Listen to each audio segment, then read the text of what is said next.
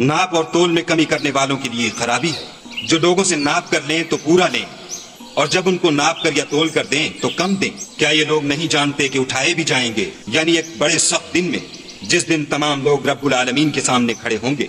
सुन रखो कि बदकारों के आमाल सिज्जीन में हैं, और तुम क्या जानते हो कि सिज्जीन क्या चीज है? एक दफ्तर है लिखा हुआ। उस दिन झुटलाने वालों की खराबी है, यानी जो इंसाफ के दिन को झुटलाते हैं, और उसको झुटलाता वही है जो हद से निकल जाने वाला गुनाहगार है। जब उसको हमारी आयतें सुनाई जाती हैं तो कहता है ये तो अगले लोगों के अफसाने हैं।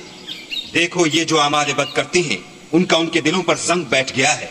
बेशक ये लोग उस रोज अपने परवरदिगार के दीदार से ओट में होंगे, फिर दोज़ख में जा दाखिल होंगे। फिर उनसे कहा जाएगा ये वही चीज है जिसको तुम झुटलाते थे। ये भी सुन रखो कि नेकुकारों के आमाल इल्लीन में हैं, और तुमको क्या मालूम कि इल्लीन क्या चीज है? एक दफ्तर है लिखा हुआ जिसके पास मुकर्रब फरिश्ते हाजिर रहते हैं। बेशक नेक लोग चैन में होंगे, तख्तों